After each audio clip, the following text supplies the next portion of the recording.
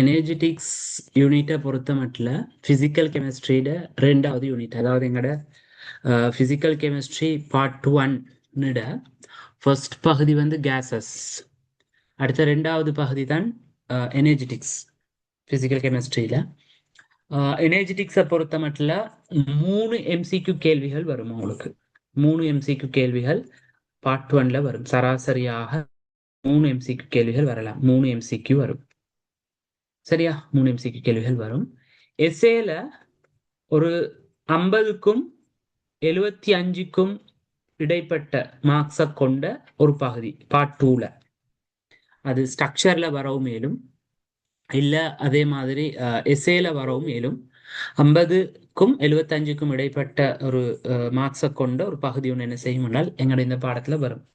இப்போ நாங்கள் 75 அப்படின்னு சொல்லி நாங்கள் எடுத்துக்கொண்டால் இன்னைக்கு கிட்டத்தட்ட உங்களுக்கு ஒரு 7 மார்க்ஸுக்குரிய, சராசரியாக 7 மார்க்ஸுக்குரிய சதவீதம் பகுதி தான் இந்த எனர்ஜெட்டிக்ஸ்ன்னு சொல்றது. 7 மார்க்ஸுக்குரிய ஒரு பார்ட் தான் இந்த எனர்ஜெட்டிக்ஸாக நாங்கள் சொல்லுவோம். இந்த எனர்ஜெட்டிக்ஸ்ல நாங்க என்னத்தை படிக்க போறோம் அப்படின்னு சொன்னால், ஒரு ரசாயன தாக்கம் நடைபெறுகிற நேரம் வெளிவிடப்படுகின்ற வெப்ப சக்தி தொடர்பாகத்தான் நாங்க இங்க பார்க்க போறோம். வெப்பம், அதாவது ஒரு சடப்பொருள்ல காணப்படக்கூடிய சக்தியோட சம்பந்தப்பட்ட விடயங்களை தான் இந்த இடத்துல நாங்க என்ன செய்ய போறோம்னால் பார்க்க போறோம். உங்களுக்கு ஓலவெல்ல வச்சுக்கொண்டு நாங்க சொல்லணும்னால், ஓலவெல்ல இதுல சின்னோர் அறிமுகம் ஒன்று நீங்க ஓலவெல்ல எடுத்திருக்கிறீங்க. உங்களோட கிரேட் 11ல நான் நினைக்கிறேன் 8வது பாடம் உண்டு. ரசாயன தாக்கங்களினுடைய வெப்ப விளைவு என்று சொல்லி ஒரு பாடம் ஒன்று இருக்குது.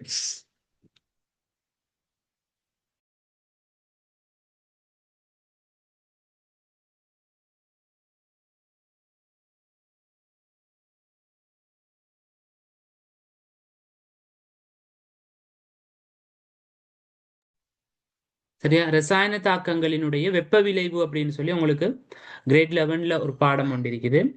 அதுல இருப்பீங்க அகவெப்ப தாக்கம், புறவெப்ப தாக்கம் அப்படின்னு சொல்லி அதுல சக்தி மட்ட வரைப்பு இதெல்லாம் நீங்க என்ன பார்த்திருப்பீங்க. சக்தியை கணிக்கிறதுக்கான சமன்பாடு Q = MC θன்ற சமன்பாடுகள், இதுகளை நீங்க என்ன செஞ்சிருப்பீங்கன்னா பார்த்திருப்பீங்க.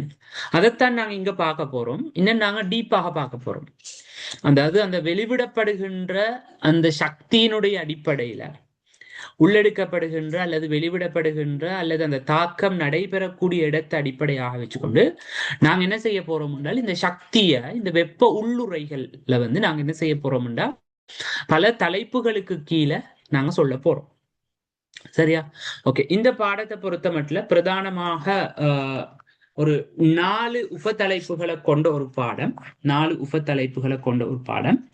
இதுல முதலாவது உபத்தலைப்பு என்னது அப்படின்னு சொன்னால், வெப்ப ரசாயனத்துல, அதாவது இந்த சக்தியல்ல நாங்க பயன்படுத்தக்கூடிய வெப்ப இயக்கவியல் உள்ள சில அடிப்படையான பதங்கள், டேர்ம்ஸ் கொஞ்சம் நாங்க என்ன செய்ய போறோம் பார்க்க போறோம். இந்த டேர்ம்ஸ்ன்றது வந்து உங்களுக்கு என்ன செய்யும் என்று சொன்னால், அங்கால பிசிக்கல் கெமிஸ்ட்ரியிலையும் என்ன செய்யும் என்றால் தேவைப்படுறது தான் இந்த டேர்ம்ஸ்கள், அடிப்படை இதுகள் வந்து தெரியணும் உங்களுக்கு. 2வது, இதுல இருக்கக்கூடிய வெப்ப உள்ளுரைகள் நான் சொன்னேன், அதாவது அந்த தாக்கத்தை அடிப்படையாக கொண்டு அந்த உள்ளெடுக்கப்படுகின்ற அந்த வெளிவிடப்படுகின்ற அந்த சக்திக்கு நாங்க ஒரு பேர் ஒன்று கொடுக்க போறோம். அந்த என்னென்ன வகையான அந்த தாக்கங்கள் இருக்குதுன்றதுதான் நாங்க 2வது தலைப்பாக உபத்தலைப்பாக நாங்க இனி பார்க்க போறோம். 3வது பாத்தீங்கன்னு சொன்னால் சாலக வெப்ப உள்ளுரை, அல்லது வந்து என்னதுன்னு சொன்னால் அயன் சேர்வை ஒன்றினுடைய தோன்றல் வெப்ப உள்ளுரை என்ற ஒரு விஷயம் நாங்க பார்ப்போம்.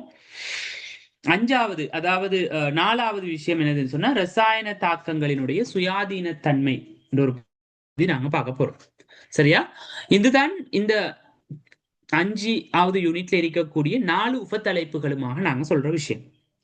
இப்ப முதலாவது நாங்க வருவோம், இந்த பாடத்துல அறிமுகத்துக்கு வருவோம். நாங்க இந்த டேர்ம் அண்ட் கண்டிஷனுக்கு போறதுக்கு முன்னுக்கு, அதாவது டேர்ம்களை பத்தி படிக்கிறதுக்கு முன்னுக்கு அறிமுகம் என்னது அப்படின்னு சொன்னால், இதுல நாங்க பார்க்க போறது உண்மையிலே நான் உங்களுக்கு நேரத்தோட சொன்ன மாதிரி சக்தி மாற்றம் வந்து என்ன வடிவுல நிகழும் அப்படின்னு பாத்தீங்கன்னு சொன்னால், வெப்ப சக்தியாக வெப்ப வடிவுல தான் என்ன செய்யப்படும் என்றால் நிகழும். அந்த சக்தி மாற்றம் வந்து வெப்ப வடிவுல நிகழ்றது சம்பந்தமாக படிக்க போற ஒரு யூனிட் தான் இந்த யூனிட். இதுல நீங்க பாத்தீங்கன்னு சொன்னா எல்லா ரசாயன தாக்கங்கள்லையும் சக்தி என்ன செய்யப்படும், வெப்பம் என்ற அடிப்படையில ஒன்று உறிஞ்சப்படும் அல்லது வந்து வெளிவிடப்படும். எந்த ஒரு ரசாயன தாக்கத்தை நீங்க எடுத்தாலும் சரி, ஒன்று வெப்பம் உள்ளெடுக்கப்படும் அல்லது வெப்பம் வந்து என்ன செய்யும் என்றால் வெளிவிடப்படக்கூடிய அமைப்புலத்தான் என்ன செய்யும் என்றால் இருக்கும். இதனால தான் இந்த அழகுக்கு நாங்கள் ஒரு பேர் கொடுக்கிறோம். என்னது அப்படின்னு சொன்னா சக்தியல். பழைய பேர் வந்து என்னதுன்னா வெப்ப ரசாயனம் என்று சொல்றது. வெப்ப ரசாயனம். சரியா? அதுக்கு பிறகு என்ன செஞ்சாங்கன்னா இந்த பேரை மாத்தினாங்க. என்னதுன்னா சக்தியல் அப்படின்னு சொல்லி என்ன செய்யப்பட்டுச்சுன்னா மாற்றப்பட்டுச்சு. அப்போ ஒரு ரசாயன மாற்றம் நிகழுகிற நேரம் அங்கு நிகழக்கூடிய அந்த சக்தி மாற்றத்தை, அதாவது வெளிவிடப்படுகின்ற அல்லது உள்ளெடுக்கப்படுகின்ற சக்தியினுடைய அளவோடு தொடர்புபட்ட கேத்திர கணித குறியீடுகளாக பிளஸ் மைனஸ் சொல்லுவோம். கேத்திர கணித குறியீடுகளாக நாங்க என்ன செய்வோம் என்றால் பிளஸ் மைனஸ் என்ன செய்வோம் என்றால் நாங்க சொல்லுவோம். அதுல நீங்க பாத்தீங்கன்னு சொன்னால் ஒரு ரசாயன தாக்கத்தின் போது சக்தி உள்ளெடுக்கப்படுமாக இருந்தால் அங்க வந்து நாங்க கேத்திர கணித குறியீடாக கொடுக்கிறது வந்து பிளஸ். சக்தி கூட்டல் அடைது எடுத்துக்கோங்களே, சக்தி வந்து கூட்டல் அடைது உள்ளெடுக்கப்படுது என்று சொன்னால் பிளஸ் கொடுப்போம்.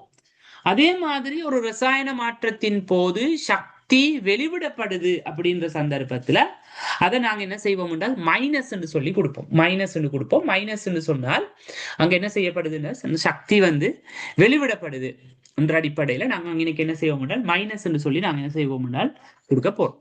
சரியா? அப்ப இதுதான் இந்த பாடத்துல நாங்க பார்க்க போற விஷயங்கள். அந்த வெப்பம் சக்தி வந்து என்னது, வெப்ப சக்தின்றது எப்படி விடுவிக்கப்படுது, என்ன அமைப்புல தாக்கங்கள் நடக்குது, அந்த வெப்பத்தோட தொடர்புபட்ட விடயங்கள் என்ன அப்படின்ற சம்பந்தமாகத்தான் நாங்க இந்த இடத்துல முழுமையாக நாங்க என்ன செய்ய போறோம் பார்க்க போறோம். சரியாமா?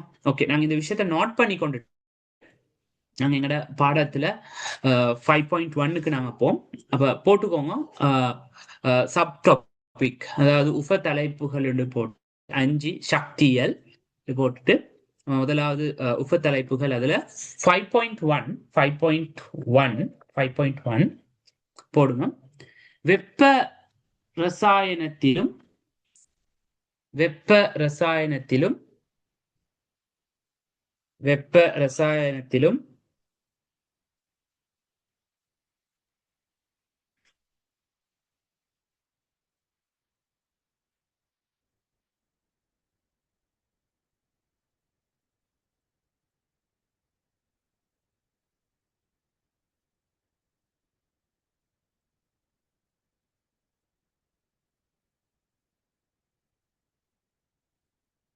எழுதுங்க. வெப்ப ரசாயனத்திலும் வெப்ப இயக்கவியலிலும் உள்ள வெப்ப ரசாயனத்திலும் வெப்ப இயக்கவியலிலும் உள்ள அடிப்படை பதங்கள் அடிப்படை பதங்கள் வெப்ப ரசாயனத்திலும் வெப்ப இயக்கவியலிலும் உள்ள அடிப்படை பதங்கள். இது வந்து 5.1. ஓகே, 5.2 போடுங்க. 5.2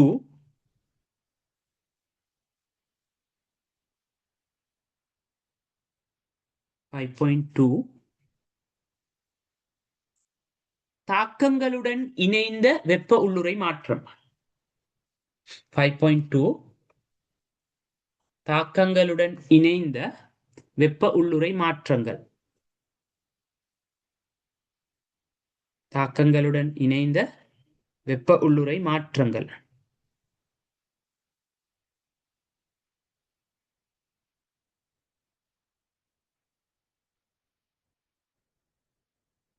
வெப்ப உள்ளுறை மாற்றங்கள்.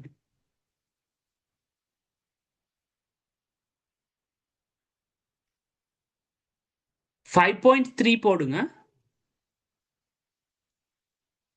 சாலக வெப்ப உள்ளுறை அல்லது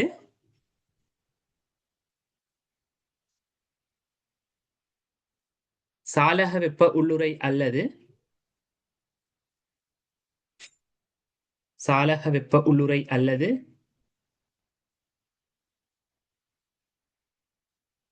சாலக வெப்ப உள்ளுறை அல்லது அயன் சேர்வையொன்று தோன்றல் வெப்ப உள்ளுறை.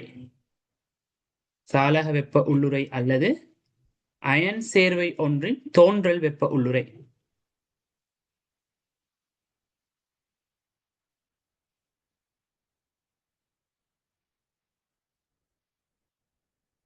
சாலக வெப்ப உள்ளுறை அல்லது அயன் சேர்வை ஒன்றின் தோன்றல் வெப்ப உள்ளுறை.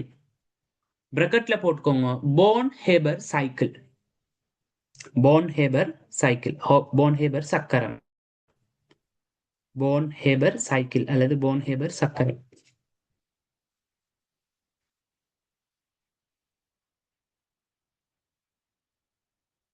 அடுத்தது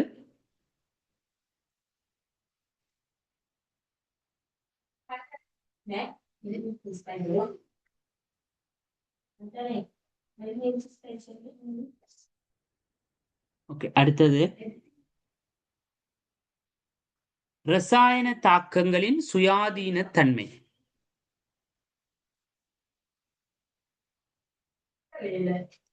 ரசாயன தாக்கங்களின் சுயாதீன தன்மை.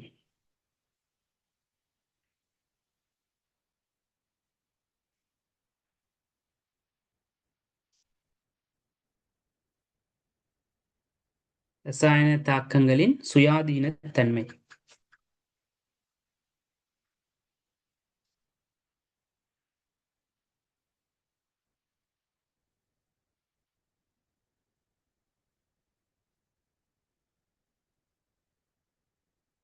ஓகே, அறிமுகம் போட்டு எழுதுங்கம்மா. அறிமுகம் என்று போட்டு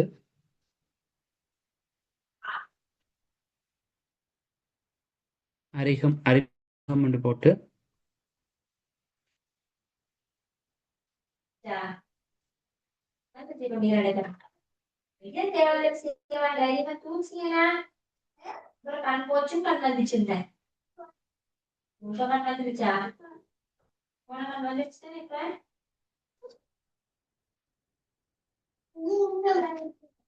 சரியா எழுதுங்க. இவ்வலகில் சக்தி மாற்றம், அறிமுகம் எழுதிக்கோங்கம்மா. இவ்வலகில் சக்தி மாற்றம், இவ்வலகில் சக்தி மாற்றம் வெப்ப வடிவில் நிகழ்வது பற்றி. இவ்வலகில் சக்தி மாற்றம் வெப்ப வடிவில் நிகழ்வது பற்றி.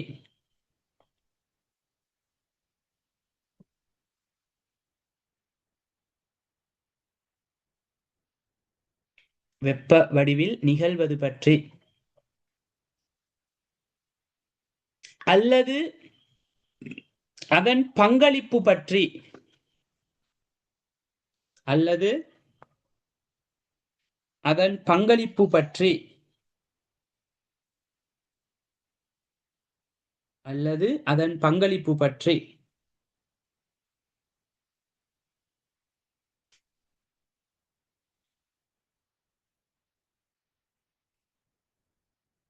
அல்லது அதன் பங்களிப்பு பற்றி கலந்துரையாடப்படும். கலந்துரையாடப்படும்.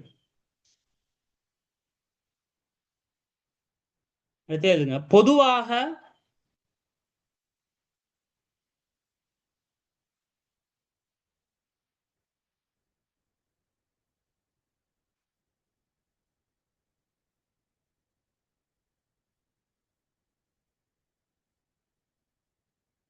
பங்களிப்பு பற்றி கலந்துரையாடப்படும். பொதுவாக எல்லா ரசாயன தாக்கங்களும்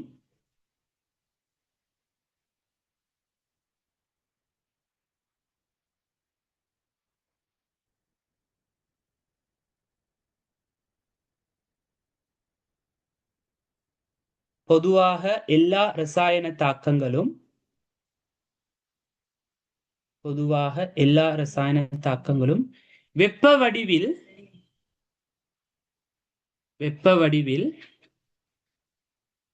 சக்தியை உறிஞ்சுகின்றன அல்லது வெளிவிடுகின்றன.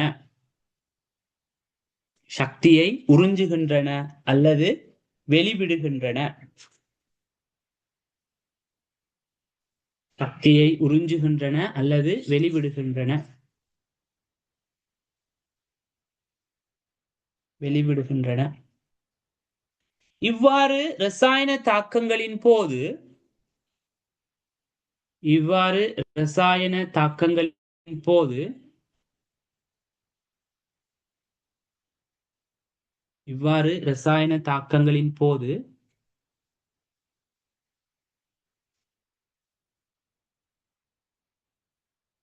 இவ்வாறு ரசாயன தாக்கங்களின் போது நடைபெறும் வெப்ப